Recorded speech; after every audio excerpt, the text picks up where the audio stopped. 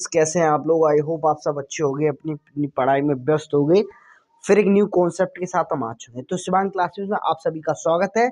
हमने पहले पार्ट में आपको बताए थे कुछ 30 लघुत्तरीय प्रश्न, जिसे एमसीक्यू भी कहते हैं, जिसमें आपने देख लिया है कैसे क्या आएंगे प्रश्न। अब ये दूसरा पार्ट जानने, इसमें भी लघुत्तरीय, इसमें भी 50 वो 30 ही होंगे, इसमें भी 15 20 25 25 30 तो होंगे इसमें भी।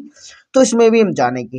तो वीडियो को ज्यादा ना लंबा करती हूँ, मैं आपको एक ये कॉन्सेप्ट बताएंगे। तो देखो, सबसे पहले हम आपको पहला प्रश्न आपकी स्क्रीन पर पहला है, अंधेर नगरी के रचनाकार कौन है। तो अंधेर नगरी के रचनाकार कौन है? भरतेंदु हरिश्चंद्र। अब इसमें ये भी आ सकता है कि अंधेर नगरी किस विधा की है।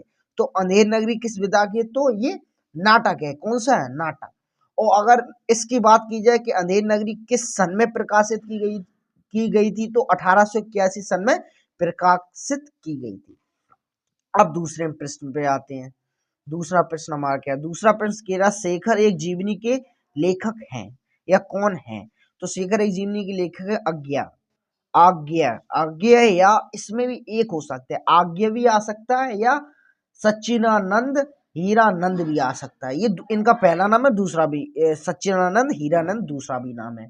और अगर बात की जाए शेखर एक जीवनी किस विधा की है, तो ये उपन्यास है। क्या है? उपन्यास।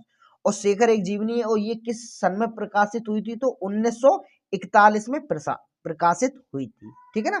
अब तीसरे पे हम आते हैं। वीडियो को ज्यादा ना लंबा करते हुए हम कॉन्सेप्ट आपको धीमे धीमे बताते चलेंगे। उसके बाद, अथातो घुमक्कड़ जिज्ञासा के लेखक कौन है। तो अथातो घुमक्कड़ जिज्ञासा के लेखक है राहुल संकृत्यानी संकृत्यान राहुल संकृत्यान। ठीक है ना, राहुल संकृत्यान। तो ये कौन है? अज्ञात घुमक्कड़ के लेखक है। अब इसी में आ सकता है, अर्थात घुमक्कड़ किस विधा की है। तो क्या कहेंगे आप? ये यात्रा वृत्त की है। किसकी है? यात्रा वृत्त की। अब ऐसे ही हम आ जाते हैं चौथे प्रश्न में। चौथा है हमारा, निम्नलिखित में कौन सी रचना नाटक है। तो निम्नलिखित में से कौन सी रचना नाटक है? तो स्कंदगुप्त। कौन सी? स्कंदगुप्त। और इसमें पूछ ले स्कंद निम्नलिखित में से कौन सी, ये पूछ ले कि स्कंदगुप्त किस विधा से है। तो ये कौन सा? गोदान। किससे? गोदान, या नाटक कह सकते हैं इसको आप। ठीक है ना। और अब कहिए, स्कंदगुप्त किसने लिखी। तो स्कंदगुप्त किसने लिखी? स्कंदगुप्त लिखी है जयशंकर प्रसाद जी ने। और कब लिखी? तो 1928 में स्कंदगुप्त को प्रकाशित की थी जयशंकर प्रसाद जी ने। अब पांचवें में हम आते हैं। पांचवें में हमारा क्या है? पांचवें में, बहादुर कहानी के लेखक कौन है। तो बहादुर कहानी के लेखक है अमरकांत। क्या है? अमरकांत। अब इसी में आ जाए, बहादुर कहानी किस विधा की है। तो क्या कहेंगे आप? तो किस विधा की? रेखा चित्र विधा की है। किसकी है? रेखा चित्र विधा की। छठवें में हम आ जाते हैं। छठवें में हम आते हैं, आखिरी चट्टान के लेखक कौन है। आखिरी चट्टान के लेखक कौन है? मोहन राकेश। कौन है? मोहन राकेश। और यही आ जाए, आखिरी चट्टान किस विधा की है। तो ये कौन सी है? ये यात्रा स्मरण। कौन सी है? यात्रा स्मरण। और कब प्रकाशित की गई थी? तो 1953 में। कब? 1953। ऐसे में हम आ जाते हैं सातवें में। ऐसा जुकाम हो गया, इसके हमारे आवाज में थोड़ा डिफरेंट होगा, तब भी कुछ नहीं। अष्टयाम के रचनाकार कौन है। अष्टयाम के रचनाकार नावादास। ठीक है ना, नावादास। और इसी में आ जाए, अष्टयाम किस विधा की है। तो ब्रजभाषा में रचित एक संस्कृत है, या स्मरण, या ग्रंथ कह सकते हैं इसको। ठीक है ना। अब आ जाते हैं हम आठवें में। तो आठवें में हमारा, कर्मभूमि किस विधा की रचना है। तो कर्मभूमि किस विधा की रचना है? कर्मभूमि हमारी राजनीतिक विधा की रचना है। अब इसी में आ जाए कि कर्मभूमि किस विधा की रचना है। राजनीतिक विधा की रचना हुई। अब इसी में आ जाए आपकी, कर्मभूमि किस के द्वारा रचित है। माने इसी में आ सकती है कि कर्मभूमि किसके द्वारा रचित। तो क्या बताएंगे आप? मुंशी प्रेमचंद द्वारा रचित। तो कब रची गई थी? तो 1932 में। कब स्टूडेंट्स रची गई थी? 1932 में। अब आ जाते हैं हम नौवें प्रश्न पर। तो उसने कहा था कहानी के लेखक कौन है? उसने कहा था कहानी के लेखक कौन है? तो चंद्रधर शर्मा गुलेरी। अब कह दे कि उसने कहा था किस विधा ने लिखी है, किस विधा से संबंधित है? तो कहानी है। ये क्या है? कहानी।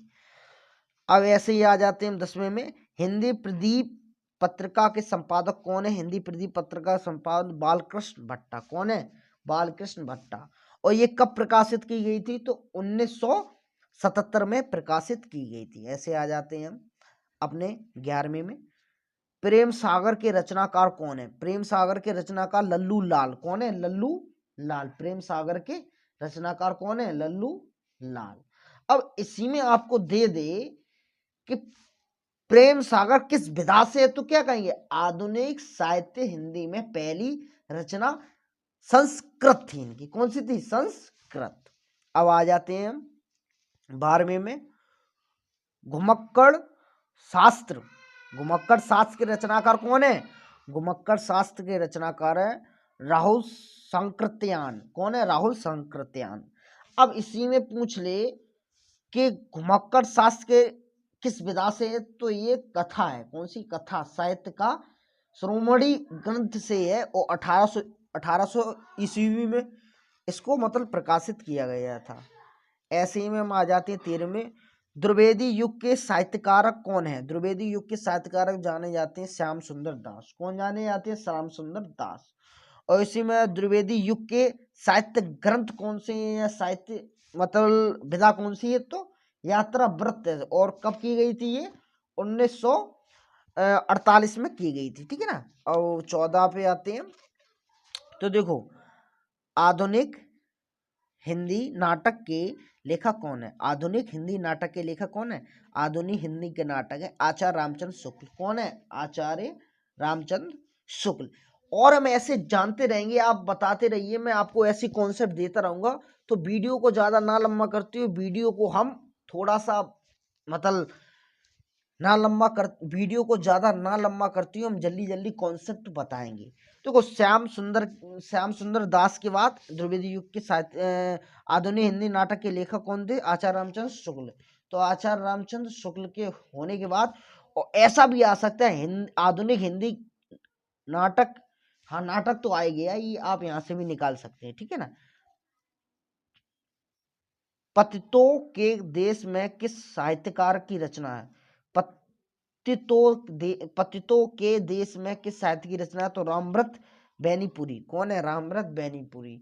अब यहाँ पे ये भी आ सकता है रामपुरी बैनीपुरी। और ये यहाँ पे पतितों के देश में किस विधा की है, किस साहित्यकार की रचना है? देखो, पतितों के देश में किस साहित्यकार की रचना है? तो रामपुरी बैनीपुरी।